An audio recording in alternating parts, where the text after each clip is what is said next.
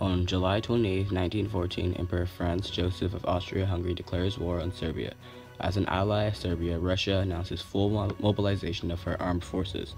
On August 1st, 1914, Germany mobilizes armed forces and declares war on Russia because of treaty made with Austro-Hungarian Empire.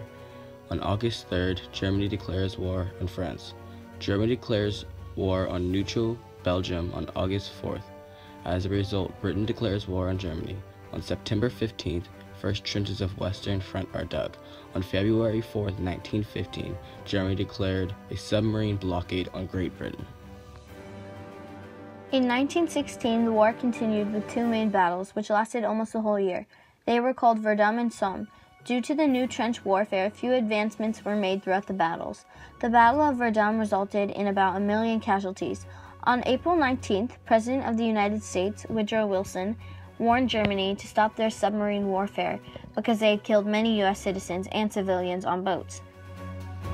From July to November, the Battle of Somme took place, and on January 19, 1917, there was a very monumental moment in the war for Germany when Britain found a telegram that was meant for Mexico that threatened the U.S. The U.S. became involved in the war shortly after because of that, and on April 6th, against Imperial Germany.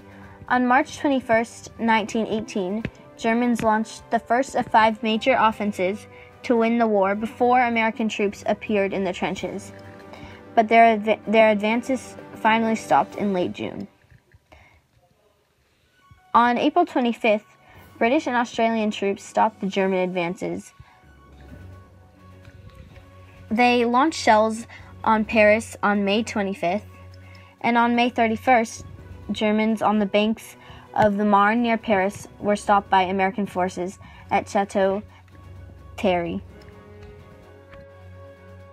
In July 1918, German troops being shipped from the Eastern to Western Front began to desert in large numbers from their transport chains. It was obvious that the U.S. joining the war had taken its toll on Germany. On August 8th, Allied counteroffensives on the Somme pushed the German army back into retreat, and on September 27th, the Allied troops broke through the German fortifications at the Hindenburg Line. In October 28th, the same year, 1918, German sailors mutinied at the port when they were asked to sail and fight a hopeless naval battle. On November 11, 1918, at 11 a.m., the war ends as Germany and Allies sign the armistice. In 1919, the year after the war ends, many German armies return home.